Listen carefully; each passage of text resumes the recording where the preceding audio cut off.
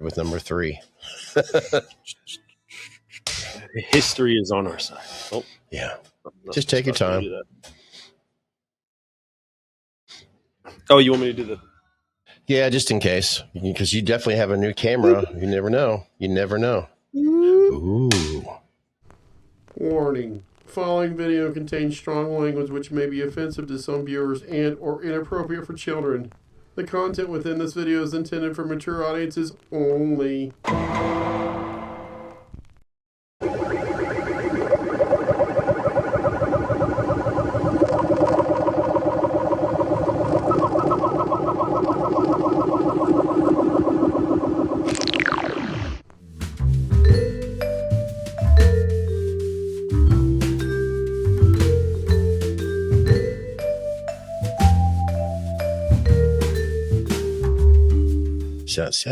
I'm lazy. Well, that and Dozer is pissed off at me right now. His bed is out. His bigger bed's out in the garage. So he's Trouble in paradise. Yeah, he's laying right in the middle of the walkway. So if I get up, he's going to follow me, and I'm like, you know what? He's pissed off. So, but that's not what we're here about, right, Chris? Let sleeping dogs lie. I got so many one-liners right now. Perfect. Well, Chris, you were wanting to surprise me with this one, so I'll just start off by saying, hello, everyone. Welcome to Meet Us in the Man Cave, Sounds and Spirits, Episode 2.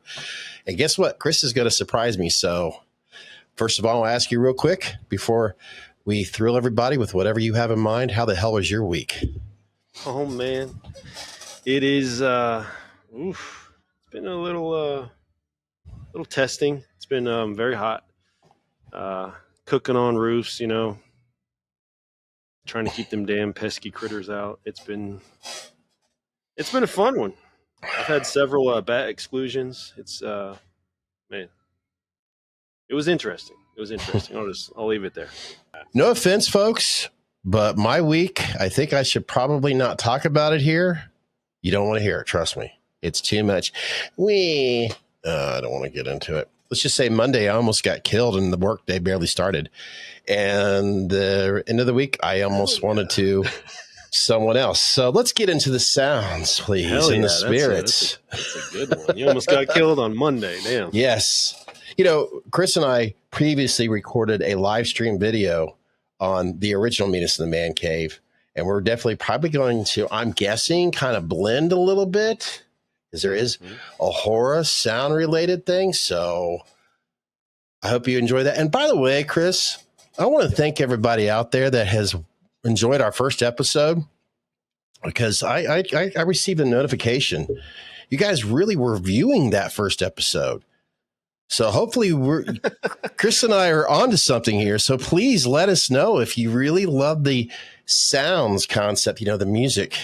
Please, by all means. Let us know in the comment section. We'd like to hear more music stuff from you. Yeah, please do. Thank you.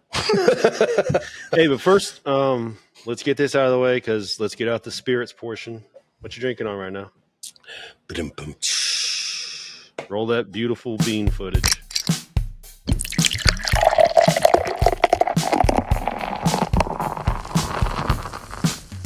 What the fuck you drinking?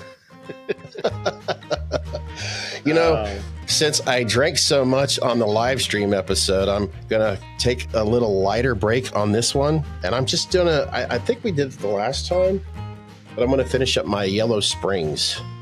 The Showboat? Yeah. I've got another can here, in fact. They should have named it Showboat. That would have been good. Boat show, you're right. Showboater. Yeah, because I really put it down during the live stream that we were recording earlier. So yeah, I'm gonna lighten it with just some boat show right now. Ooh, nice. Very nice, very nice. just beer tonight. I don't blame you. It being Saturday. Yeah, don't blame you. I got tonight is. This one is called Legend. Oh, yeah. Legend fades to myth as the camera fades out. That was kind of cool. Very good so far. I am going to sidecar it. I got one that I'm kind of excited about. This one's called. Ooh, that looks Rescue More. nice. I like This just is the bag. This is actually an Ohio product here. It's by High Bank Distillery, and this one's called the Patriot. It's one of their special releases. Boy, Chris is really doing everything here from solid U.S. ground right now. There's no doubt about it. Look at this topper, man. Two little guns. Man, that is cool as hell. That almost makes you feel like that should be like a Easter egg in one of the John Wick films. You know? Yeah, except it'd be like fucking what? I don't know if he used pit vipers. That's right. Mm. Yeah, 2 pit vipers. That'd be slick. 9mm. I don't know. I just picture a really cool bar like in John Wick 5 in the background. And why not put all these American-made bourbons and whiskeys on the shelf? And that would look cool as hell on there. She's dark. Man, now I'm wishing I did have a side partner, but yeah. Oh God, she's strong, man. That's like, I do recall, and this is as you're sipping on that, someone left in the first episode. It might have been our winner, Mike. If I'm wrong about that, I do apologize. But he has been a viewer, a follower on the original Man Cave, and he left a comment. And I'm just paraphrasing it. I showed it to you, Chris. Well, you've seen it yourself. That he'd like to see more, or at least an episode of, like the whiskeys and the bourbons on here. So nice. cool. Yeah, I'm into that. That's cool. This tastes like flat cherry Coke. So I want you to get, I have to interrupt this like I do all the time. He's got a new camera. And as soon as you did that, it really focused on your drink there. Flat cherry Coke, huh? Flat cherry Coke. That's what it tastes like. That is good, man. Hell yeah. Sorry. I just get up and know, like, damn, that camera's really focusing on that right there. Maybe I need to take it off I should probably take it off into the manual, huh? Manual focus. Right now, it looks pretty good. So, folks, let Chris know in the comments section. Does it look great? Does his new, camera look good compared to Grant, the other one looked fantastic, but you got to watch the whole podcast to let us know if it looked great. Yeah, go back in the archives, please. Oh, gosh. Anyways, yes. Let me get into this because I think this is going to be one of those topics where we're going to not ramble on, but we're going to have several opinions on, because I just think it's such an interesting topic in today's music market. Not too long ago, you got an album that you haven't. I don't think you showed it here yet. Mm-hmm. It was a box set, very cool. I wondered if you could pull that out real fast to try to give me like a visual aid with the topic that I'm going to bring up. Yes, there you go. Yes. In fact, I haven't even unwrapped it yet. Well, I took it out of the box, of course, but as you can see, it's still sealed. And I will get to that. Do you need this to be unboxed right now? Or are you going to take the seal off? People get the general idea. Okay. My topic that I want to concentrate on tonight, have you noticed recently kind of how music is kind of released in the streaming age? Mm-hmm. Yeah, I think I know what you're getting at. How albums are released. I'm personally a fan of themed albums or a cohesive album, right? Yeah. I like when an album tells a story, whether that be like an artist that's first coming up making their first album, or whether it be like a perfect example is like The Black Parade by My Chemical Romance. Could I Right. add in Rush's classic 2112? You can add in whatever you want. Because that was fans were what you described right there. That was pretty much they wanted to give it a try, and they really challenged themselves as musicians when they did that album, and it basically told a story. There you go. See, telling a story, I feel like used to be so important, like with certain albums. I'll take here this one recently, for example, is one of my all-time favorite albums. It's The Question by Emery. Oh. And the theme of the album, if you can read right here, it actually starts out and it says, "Where were you when I was?" And then each song is the rest of that sentence. So you're supposed to answer that according to each song. So it would go like, "Where were you when I was?" And then track 1 is "So Cold I Could See My Breath." So the name of each song finishes that sentence. A themed album, right? A cohesive album. I enjoy that. But if you go to pre-order an album right now, how do you usually get that kind of trickle fed to you, right? They release a single, one song. Half the time, they haven't even finished that album yet. Mm-hmm. It's just they're making the songs and they're getting the actual pre-orders, right? So we have less and less like themed albums. And I just wanted to kind of go over that topic because I feel like it's desperately missing in the music industry. We don't have any more cohesive albums. Like when an artist takes its time and has the patience to like create a movie. Singles are like movie trailers. That's all we get now are movie trailers. There'd be a whole album full of singles now. You don't have any like full movies that have a beginning and end, a middle, like a whole journey. So I just wanted to go over that. And that could definitely be from lyrics to even music. It's to the lyrics to an album, mm-hmm. or the music itself. Because when I mentioned Rush, theirs was lyric, but also musically, it was a theme from one song to another. And like I said, they really, when you got the greatest rock and roll progressive drummer of all times, Neil.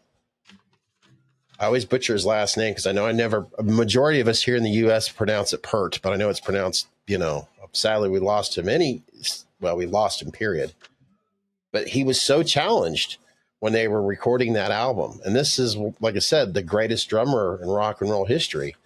And they were trying to do each song progressively into one song into another where it was progressing from the front to back. And some radio stations actually, now granted, they don't have that problem today because who listens to radio, right? So I think now is a perfect time to introduce albums, LPs again, to where people buy the whole album, not just singles off of their phone.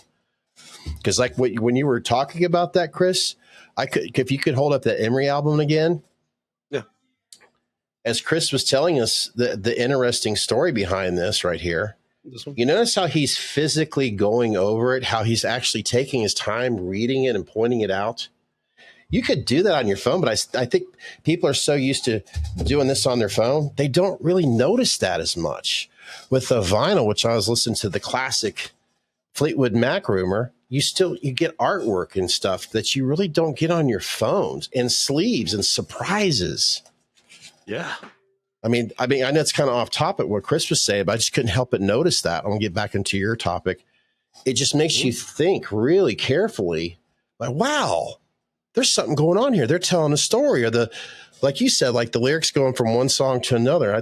That's just so fascinating. And they did that a lot back in the 70s and the 80s. But if they do that again, I think more people are going to buy physical media.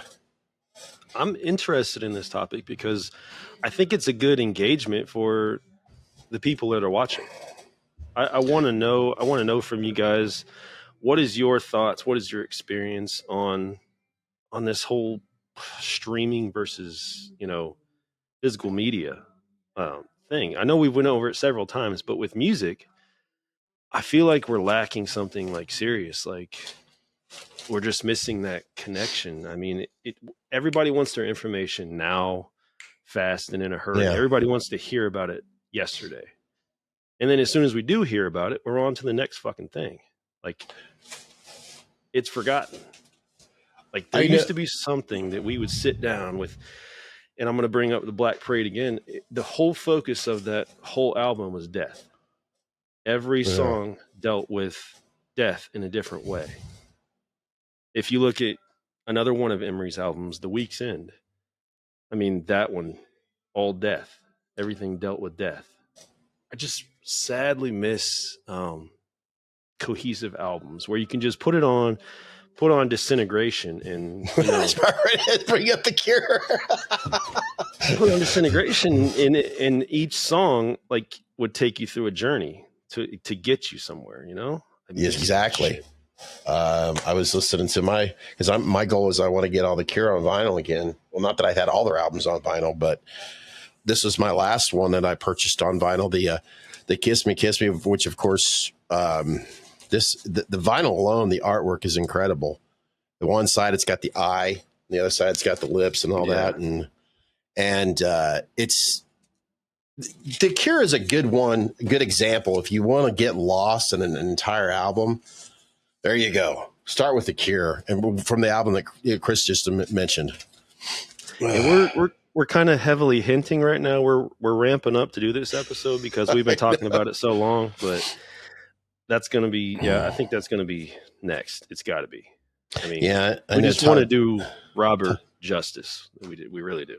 Yes. I know Todd's probably waiting to hear. All right, send me the notification so I can join you guys on that one. And Todd, if you're watching this particular podcast, you being a big fan with music as well, get ready for that episode. I know we've mentioned it a lot, but get ready. Get your notes. Have Mrs. Todd sit down with you and get The Cure notes ready, because we definitely know she's a big fan of The Cure as well. Okay. I know I'll get back into your topic, interesting topic. Is there any other than, there's two things I want to ask related to what you just showed us. Mm-hmm. I do recall you sending me a photo of them giving out special thanks. Let's get to that first before I forget. You were showing me credits. Was it that particular album? No, that album was Eve, actually. Eve, okay. Well, people are was in the liner notes, though. That's super cool. There you go. Yeah, they actually they featured Emery has this kind of, it's not Patreon, but it's kind of an interactive group where we can see behind the scenes stuff. Like, we can actually see them create albums and do the mixing, the recording. We can see the entire process. They'll actually like turn on the camera like here, and they'll let us watch them write songs and stuff. I think it's so real cool. Real cool when they do that. But what they did was got a fly attacking me. Sorry. Yeah, I noticed that. That camera's really good. I noticed that fly. There's been other times I see you go like this. Like, what is he doing? Now I can see. Where was I? Oh, shit. You were in the program. It's called Emeryland. But they took everyone who was in Emeryland and they actually put them in the liner notes of one of their albums. So that's really cool. They just like dedicated that whole album to us. It felt pretty special. So that's something today. Today you can get. I mean, back in the day, you would hear so many. If you're a fan of, I don't care how old you are. You could be my age, or you could be somebody who's, let's say, 19, 18 years old. Go ahead, Chris. I'm sorry. He's going to grab. Okay. I'll be right back. Okay. The benefits of enjoying physical media when you can get close to the band. What was I getting? Oh, yeah. Back in the day. There we go. A lot of times when you had to reach out to a band, it was a fan club. And of course, I know you've heard it by now. There was no internet back then. You had to actually write them a physical, letter and mail it to them. And every once in a while, fans would get credit in their notes and all that. And I just, if you had that opportunity, which very seldom that happened, dear Lord, could you imagine how special you felt? But today, with us having more connections with our favorite bands, like through Patreon or Instagram. I know that's real popular for them. You never know. Just by supporting them, you might see your name on one of their records too. So, but here we go. So another album I'm going to bring up, Rub Some Dirt on It. Another Emery album. Pretty cool. They showed us their entire process, mixing, recording, writing the songs. This vinyl's pretty slick. That's that's another thing about today. With vinyls being printed at 180 grams, the artwork that they put onto it is just fantastic. I mean, very cool, right? Yes. But this Rub Some Dirt on It, this album, since we're kind of deviating a little bit, I want to get kind of back on topic here. Yeah, sorry. No, that's not your fault at all. I'm deviating too. We're talking, we're just, that's what we do, random shit, right? Yep. But this album, another one of those themed albums that I feel like are missing.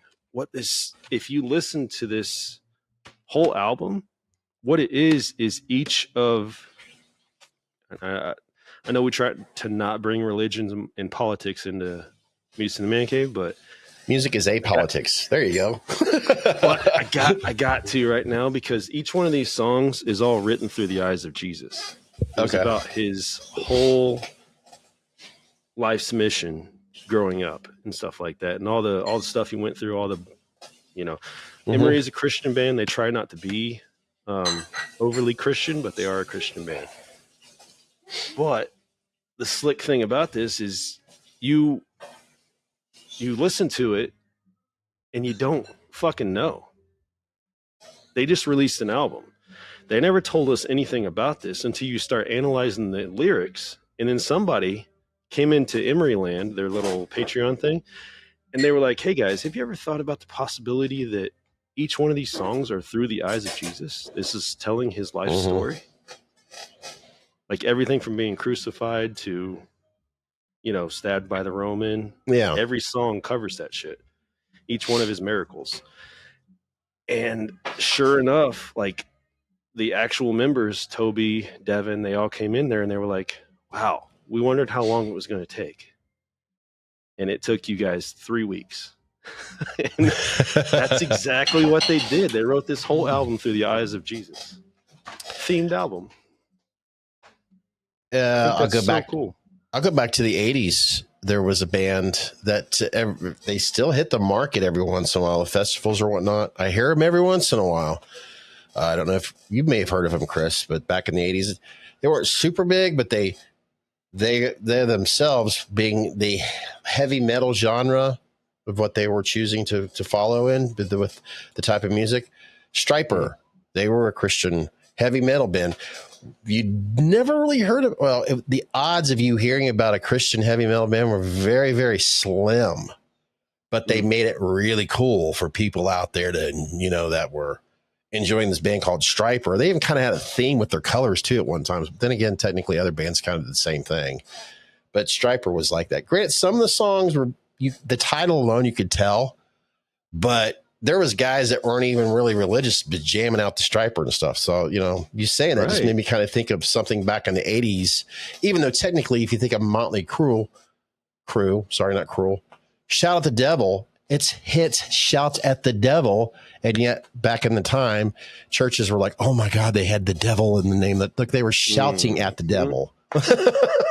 Cherry picking what they want for their agenda. Yeah. I love shit like that, because Emery, you wouldn't know that from fucking talking to them firsthand. They don't beat you over the head with their religion. They're not trying to convert you. They got one of the songs on The Question. It's literally, its title is Listening to Freddie Mercury, who, a gay man, right? Yeah. We all know the story after the fact. That does not matter to them. They don't care. They're drinkers. They have their bud, they have their Miller Lite, they have whatever they want. They're not your conventional Christians. They don't say anything to, make you feel like shit. Part of their lyrics of listening to Freddie Mercury is, here's my hand. not words said. Oh shit! I should have wrote that down. Fuck.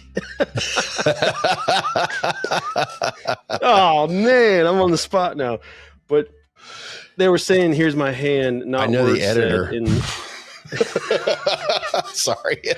I can pull it up real fast. But anyways, what they were saying is just that, you know, we're not going to make you feel like shit. Like, it's not our job to make you believe in anything, is essentially what that song was trying to get across. It listed a whole group of sinners, and then at the end it said we're all sinners. Like, it's just part of accepting it. We all are. We're all fallible creatures. You know, here's my hand, not words said, desperately. It's not our job to make anyone believe. That's the lyric right there. There it is. That's pretty cool. That really is. That's pretty cool. That's up to you to make that decision, you know, on what you want to believe or not believe. But if we can help inspire you, by all means, that's what we're here to do. And that's what music does. It inspires you. So good for them. They followed in what they believe in.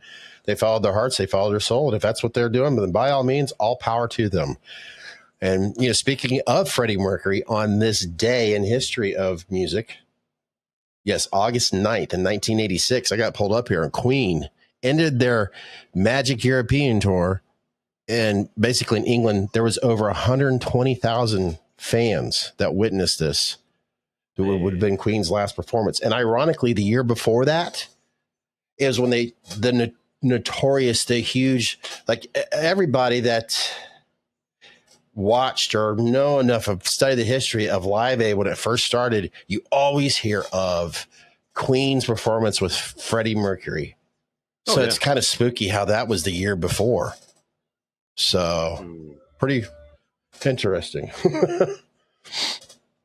So I mean, growing up religious how they was, like Toby Morrell, the lead singer, Freddie Mercury was just such an inspiration to him that, you know, growing up as a Christian, you got to transcend, you know, personal agendas. You don't, you recognize talent, and you recognize an ear for music instead of, you know, this, what he does in personal life. It's kind of like, you know, recognizing someone for their art rather than, like, you know, I mean, whether you agree with their life or not, you can recognize their talent. I've always, that's what it's about. That's the humanity of it. I've always, when I was in my 20s, I was introduced to more people of different, how could you put it? Introduced to more people that have different backgrounds, different experiences, just different people in general. And as I got to know them as people, besides what they do in the privacy of their own home, I didn't really give a shit because they respected me for who I was as a person. And I got to, like, I'll be honest, there was one, I did judge a book by its cover. That's a great way for me to analogize, that's not even a word, basically to how I analyzed our situation. I'll be honest, I knew of, at the time, I mean, I went to school with somebody who we became really good friends. And then after school, he's told me that, hey, I'm gay. We got through that crap. And I got introduced to some of his friends. And one, I was kind of like, it wasn't because of his sexuality. It was his personality. And it was a little bit too much for me because this person would go do drag queen performances and all that. And I was not afraid of that, but there's just something about that person's personality, not the privacy. And there was a situation like a couple years later where we were kind of like, you know, stuck on a raft sort of thing. I'm not going to get into the details of what was going on. It was just way too personal, some deep stuff that was going on at the time. That's not what we're here about. But we had no other choice to get to know each other as people. And after that, him and I became pretty good friends. And it was so cool. It's like, here's somebody who gets up on a stage dressed up as a woman, but I didn't see him as that anymore. I got to know him as I'll just say Jimmy. And he was so cool and very musically talented. That's kind of like what I wanted to get it to. He never showed it though, but man, he could play the piano. So good at it. And that's what, honestly, when I first seen him play piano, I was like, damn, why didn't you tell me? And then he could sing, because you could tell that anyways, because that was part of his stitch. He didn't use, in other words, he wasn't lip syncing. He was one of the few people that didn't do it. I'm like, why aren't you getting involved with your music more other up on the stage and all that? So I don't know. You said that. I got to thinking about Jimmy and getting to know him as a person and that it related. I'll be honest. I got to like him because of the music and all that and how much we had in common with music, really. No, these little sidetracks that we're taking are perfect. They're perfect because they're supporting my claims right now. Yeah. That these themed albums, these things that we listen to and carry throughout life, you can say you love an album, but these are lessons that we've learned through music about life, how we approach life. Like when it makes you look in the mirror and say, that was, Freddie Mercury was a gay man. That's fine. He did what he did in life. I respect him and I enjoy his music. I love his music. I love him for his talent. Yeah. And you can separate that. You don't need to. You can just respect the fact that man was musically talented. So no doubt about it. One of the very few. In fact, I love the fact that Freddie Mercury was so persistent about when you sing, pronunciate your words. Anybody could hum a song, and I get that. Well, a lot of musical artists, lyricists, they'll hum when they're listening to their bandmates, where they're playing. Like it's very common that you may have someone in your band who's the musician, like say the guitarist, and maybe he's writing a song and he's playing and like listen to this, and then Freddie might be, and then he writes the lyrics to it. But Freddie was always persistent. When you're going to sing, pronunciate your words, not. Fart Nugans. I've seen like outtakes where that guy, he was such a perfectionist that he would redo and redo and redo and redo if he felt like his message wasn't getting across. Yes. That's admirable, man. And Freddie, respect for the art. And how clearly it was shown even before the movie that came out that they did about, Freddie Mercury and Queen. People knew it back then. Freddie was close to his bandmates as if they were his brothers, if they were his closest family. Some people are like, oh, Queen, or, la-di-da, Freddie Mercury. And no, the rest of the band members, they loved Freddie for Freddie. Freddie didn't go around pronouncing his, sexuality. People knew. I mean, hell, right. We don't need to get into the backstory, but people that, let's say on this side of the island or the lake or whatever, some people are like, oh, Queen, how could you like, because they kick ass if you listen to their music, not to mention Queen, Freddie Mercury as a whole. They weren't afraid to try different varieties of rock and roll, different varieties. I mean, shit, you listen to Queen, you can tell. And, but yeah, they loved each other as a family. Look at all the artists that they inspired. Oh, yeah. Some of the music we have today wouldn't be around if the young versions of the artists we love hadn't heard Freddie Mercury. I'm not it's kind of scary to think about. Yeah, I'm somebody that doesn't go around saying, "Hey, look at me! I'm a big fan of what's the female musical artist who made it big here in the past few years. She went from country to pop music. Beyonce?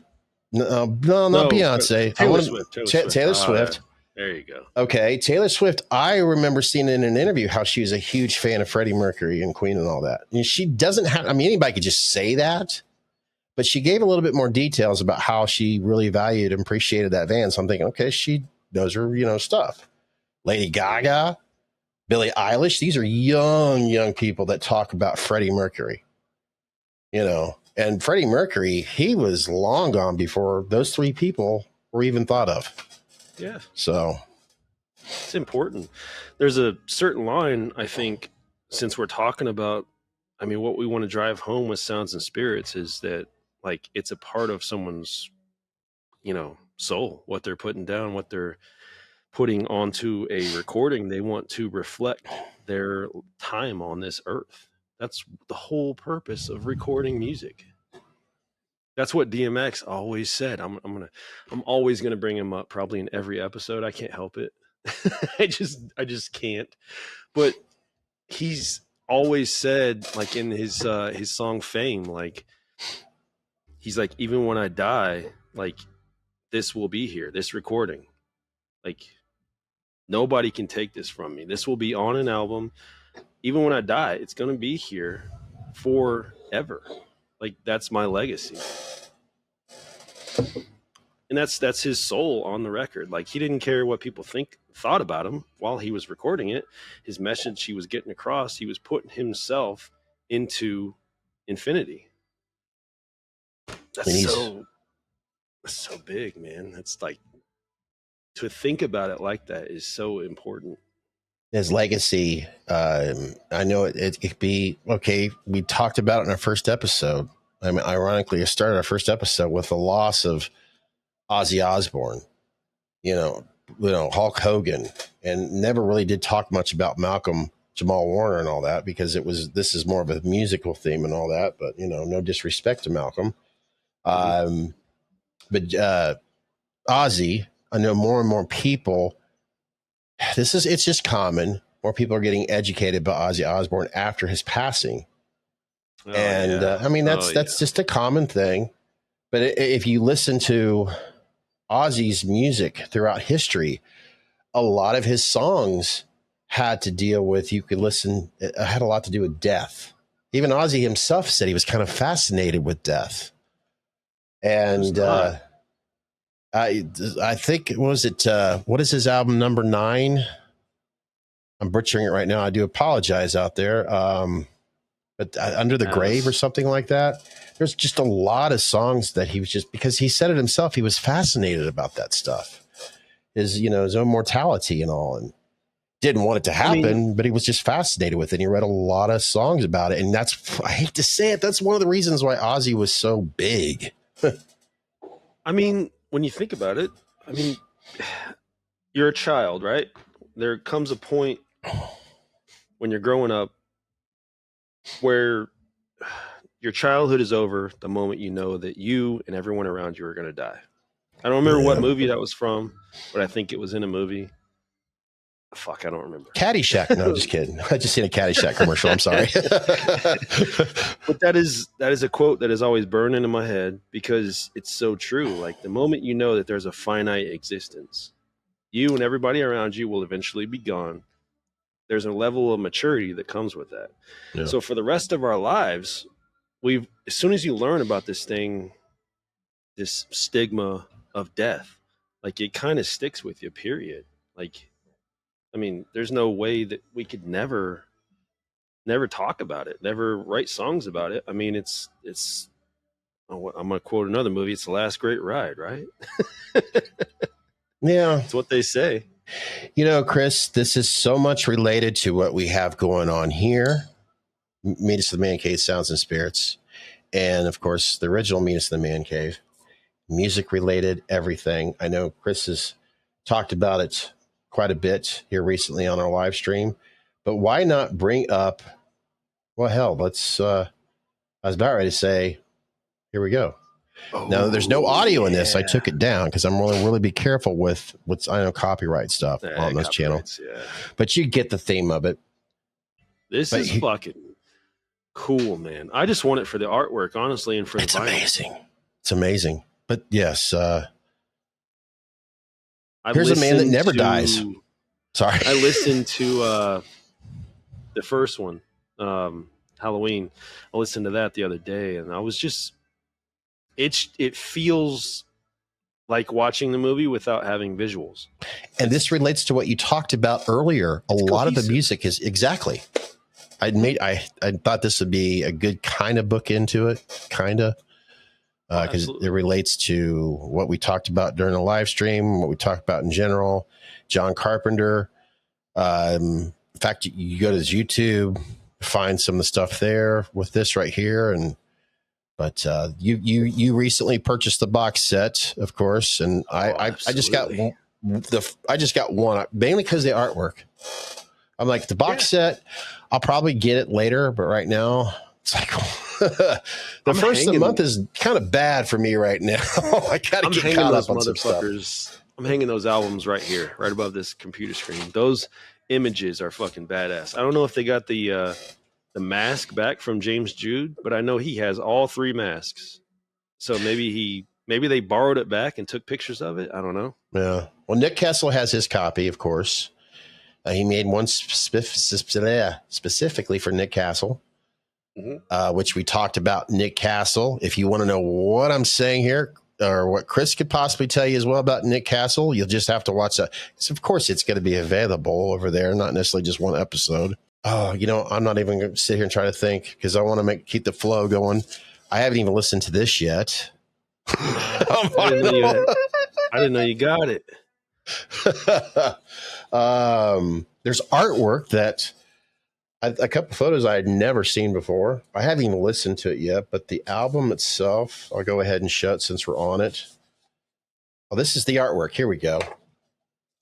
It's so hard, when you don't have much room to sit stuff down, but this is so cool. You don't get that when you stream music on Apple, blah, blah, Spotify or whatever. I mean, I've never seen this before. Damn, that's cool. Oh man, I had to buy it. I it came last week, I think, and I was going to wait and open. I'm like, I was too anxious to look at it. I've never seen those. But yeah, it's good hand in hand of horror, but music related and all that. And I'm trying to get this. I try to be a little bit extra careful about putting this stuff because with vinyl, believe it or not, armadillo on the back. Yeah, the armadillo. Yep. Yeah. I actually with the pretty woman that I received or that I bought recently, it has a little armadillo that came with it. Ooh, this has got a. I listened to that not too long ago. How they went through that. That's fucking cool.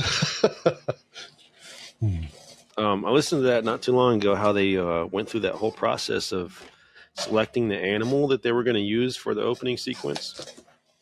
There was a dog, and then they didn't want to go through with the dog thing, and then they moved on to another. Yeah, I watched a little documentary on that. It was even fun. A dead horse that they found on the side of the road.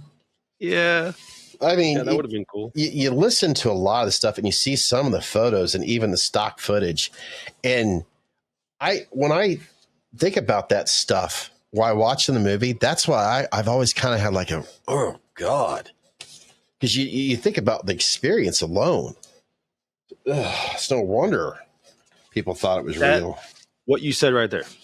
That's my driving point. That's what I want to drive home to people about this whole topic. Themed albums, something that's a cohesive experience. I like an album that takes you from point A to point B. It drives you in one linear direction. Like, it's there to tell you a story. It's there to take you through a journey. I enjoy that so much more than what we're trickle fed as like a streaming. When we get one song at a time, and it seems like they're all just like, I mean, for lack of a better word, like club bangers or something like that, like singles. Like it's just a collection of singles that they've written to make the record company who's releasing their album happy. So they write one single, and then they release it, and they got an album coming up, and they're like, okay, pre-order the album, and you'll get 12 more singles, please. Yeah. Like then they just keep writing single after single after single and releasing it instead of telling a fucking actual story. And then that album's forgot about in probably 6 months. But you look back on some of these other albums, we'll never forget them for the rest of our lives because they became a part of our lives.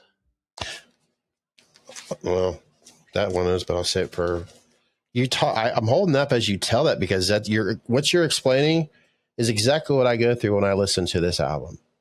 It takes me back to a time when I think this album, and I know another one that I have over here, cassette tapes, you could actually practically erase the music off of it because you've listened to it way too much. Right. And every time I listen to this, I can listen to every song and I just automatically, it's so weird. It's like Here I am, a 55-year-old fart, and this takes me back to when I'm like, 16 years old, and I remember everything at that time. And it's not from one song. It's not from the second song. Hell, let's put it this way. I guarantee you, if anybody's watching us right now, as I talk about the Outfield, their first album, if I mentioned 61 Seconds, they're going to be like, wait a minute, I thought they had All My Love. Yeah, does he still play that a lot on the radio?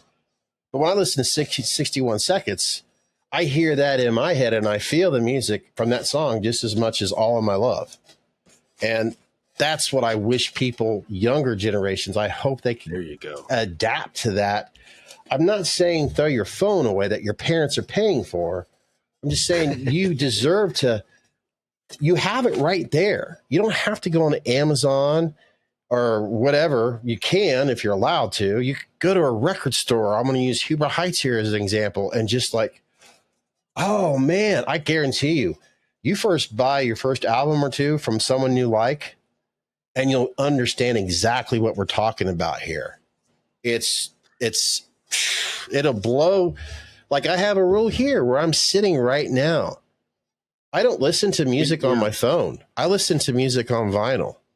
I don't. We are in a disposable society right now. Everything is consumed and thrown away. And it's so fucking depressing because, like, those of us that know hold on to, I mean, if you had something you love, yes, you have it on digital media, right? But you buy physical media because you know you own that for the rest of your life. That is such an integral part of your life that it's not acceptable for you to not have several copies of it, right? Exactly. If I listen to War Pigs, I listen to it on vinyl. And you know what? I feel like I get to have a piece of, and this sounds disgusting, but I get to have a piece of Black Sabbath and Ozzy Osbourne as long as I'm alive and have this. Streaming, I feel like everybody else gets to listen to it too. This, I feel like I own a part of that history. Yeah, you're a piece of it. Yeah, it's part of the story. I think that's missing with these kids. If I could translate anything, it's just that it's that. Like, man, you guys want sustainable. You guys want to feel like you're, just like you said, part of something. I mean, that's perfect analogy, but it's so important to have something that impacts your life that way, not just something that, hey, that was catchy, and then on to the next song. I think that's missing. Before I guess we end this here, because I'm looking at our clock real quick, Chris. Is there anything now? Granted, we're talking about physical media and all that, but let's face it, it's a lot easier sometimes to, like, when you're at work, especially, or you're exercising. I get that. Exercising, these things are great for music. There's no doubt about it. I don't want to take that away. I get that 1,000%. But throughout history, from the original Menace in the Man Cave to this, Chris has been very good of saying, hey, have you anything new you've been listening to lately? And I'll ask you that. Man, damn. I've been listening. I feel bad we saved this for last now because there's been so much good music drop right now. Holy shit. We could always make sure we add that into, other episodes and all that, but I can't help it. I can't help but think of that because you're always so good at dropping that onto Oh man, that Halloween expanded edition. Let's cover that first because that's big. It's a great experience. I think only Halloween 2018 is out right now, but he will be releasing expanding editions of all three of the trilogy. Now that we've covered that, we've done our due diligence there. I could put the link of a YouTube channel, John Carpenter's YouTube channel, or if you want to listen to it that way. I know there's got to be other outsources too, maybe Apple as well. Yeah, of course there's Apple. Duh. Yeah, Apple. Sam Barber, Music for the Soul. Okay. Perfect example of what we're talking about. Sounds and Spirits here, right here.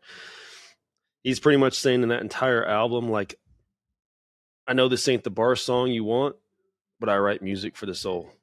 Like, that's his whole message. And I fucking love him for saying that. He don't give a fuck what nobody thinks. Co Wetzel, he's got a new single called Surrounded. Real good. There's a new Uh, New artist I've been listening to. We actually heard him first at Sam Barber's concert, but it was his name is Noah Rinker.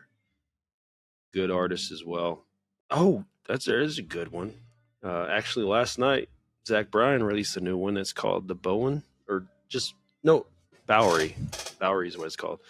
Good song. He did it with Kings of Leon. Actually, I didn't know he liked Kings of Leon that much, but He celebrated a birthday last weekend. I was preparing for if we were going to record last week. Is that he had a birthday last week, so it's been a bunch of that. Rustin Kelly's got a new one that hasn't quite come out yet. I'm still waiting for that one. I think it drops in September. And then the big one, I'm still rocking the Chino Marino name, but Chino Marino. Private Music is still, it's coming out in singles, which I'm kind of mad about because Deftones is again one of those artists that release a themed album. But I feel like in this day and age, they're being pressured to release the singles. Yeah.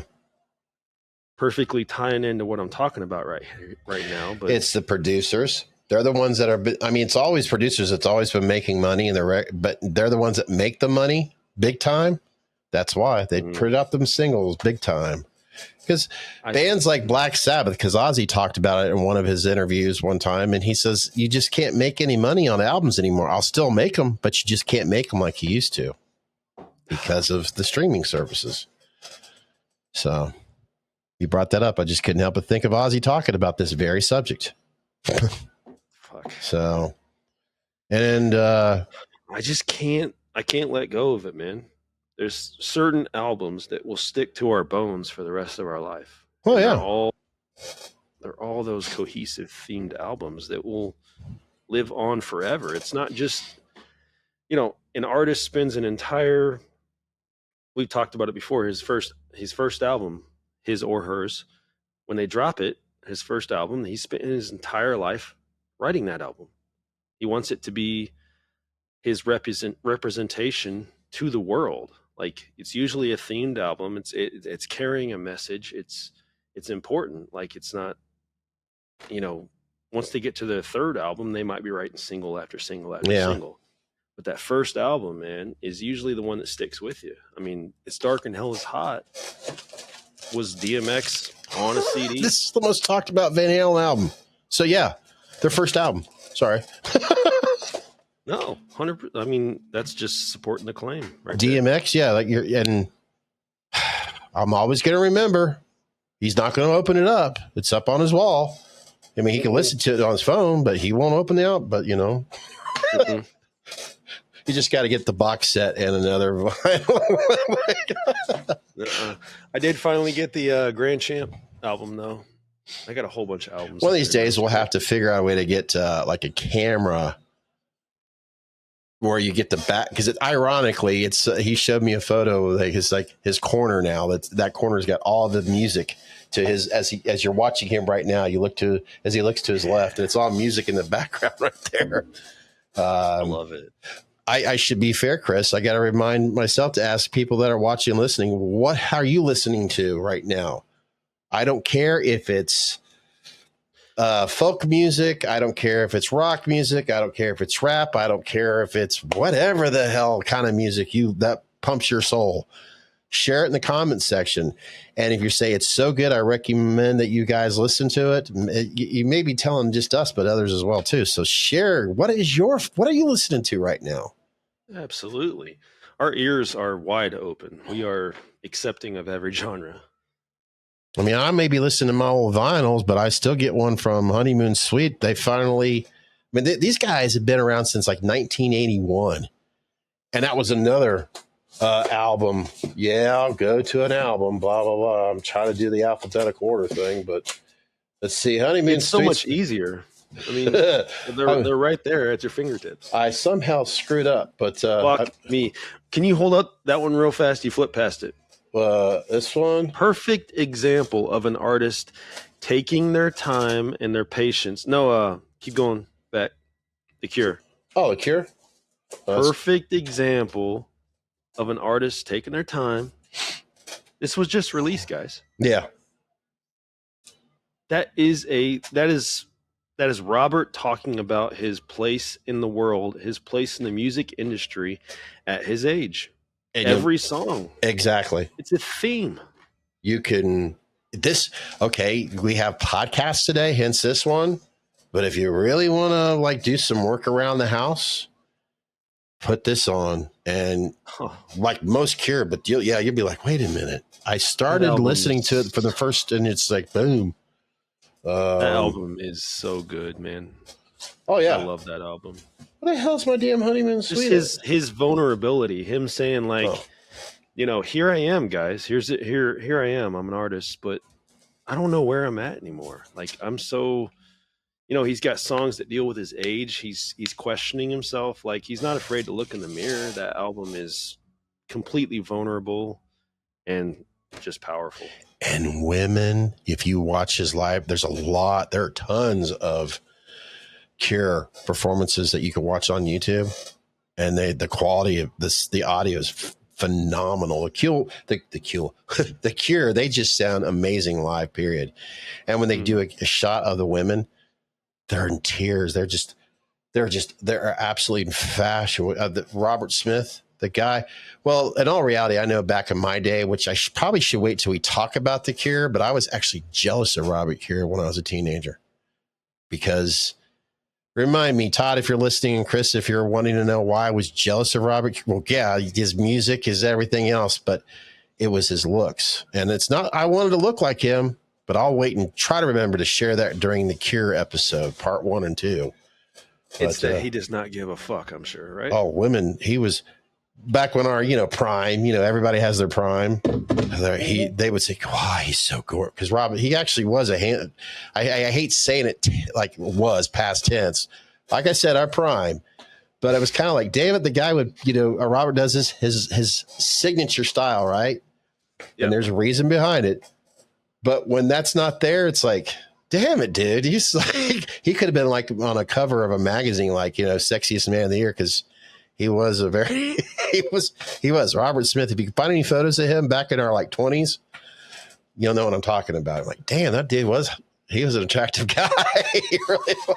Hey, I don't got no qualms. I don't got no problem. I was jealous of him. If a dude's a good looking dude, he's just a good looking dude.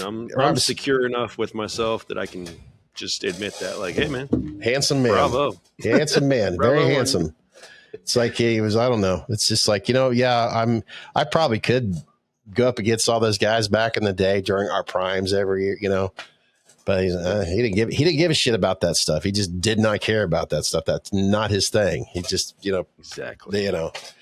Well, Chris, I think we pretty much put this baby to bed. I know we've got things we have to do, and I'm really looking forward to us getting into it more. I know we'll probably revisit this whole, this with the albums, with the nostalgia and all that, because I started thinking of Kiss. Even they tried it one time, and yes, they try to do this whole theme as well. So you listen to one, and I forget which album it was, but Metallica Black Album, bingo, Jay-Z Black Album.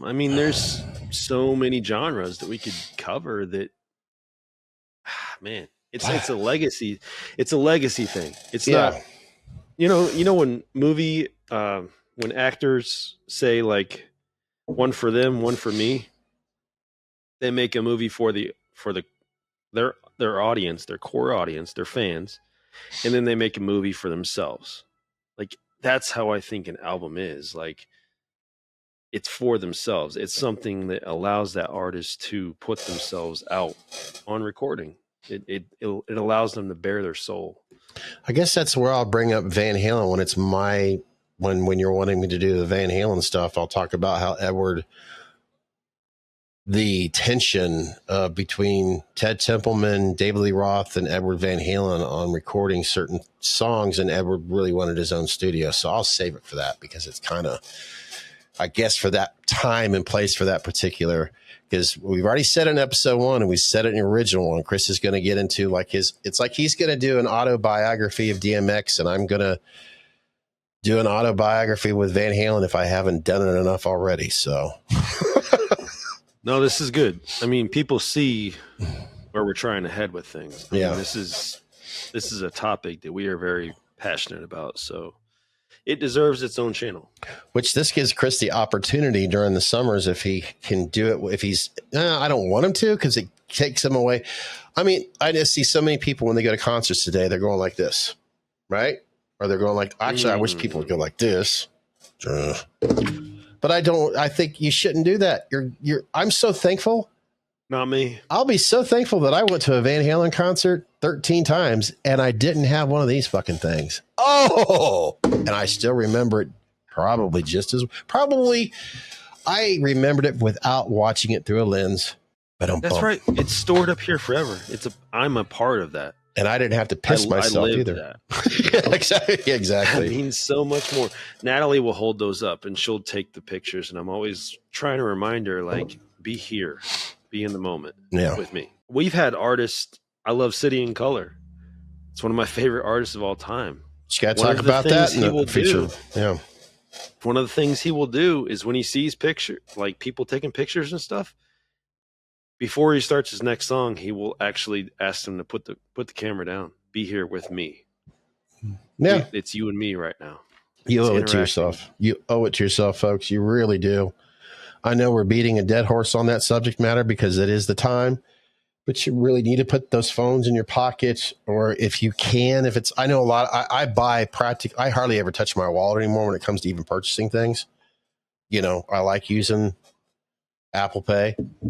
But put that damn if you're going to take it in there to purchase stuff, put it in your whatever. But don't use this while you're trying to enjoy the music and the experience.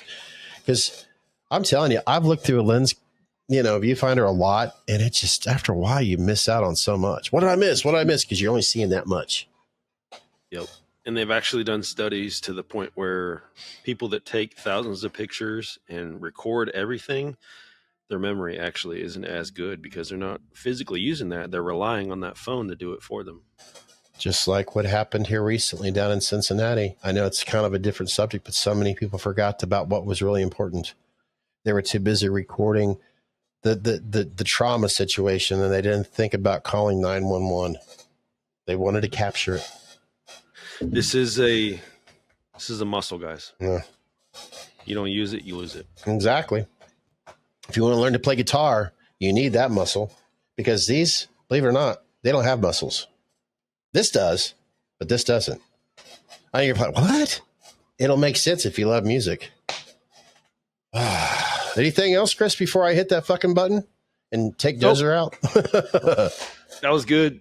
I've been thinking about that for the last couple of weeks. I'm glad we got it out there. Yeah, and I want to revisit that again because I apparently always get him, but I'm thinking, oh, this is a good one. Now I'm starting thinking, what other ones do I want to bring up? And I was like, Kiss. No disrespect to Kiss. I needed Kiss back when I was a kid, but there's some deeper ones out there. I know there is now. I got to find them again. Hell, Leonard Skinner. Shit. All right, folks. I'm going to hit that. It's almost button. like, oh, sorry. It's almost like we should create a channel. I know, right? Oh, wait, we did. Well, folks, if you want to catch that live stream video that recorded, it will be available where we talk Halloween stuff, live stream. And yeah, I think I hit that button right now. Fuck it. Fuck that button. Life in the fast lane. Surely you're going to lose your mind. Oh, I bet the Eagle. Yeah, I think you know what? See, I'm going to hit that button.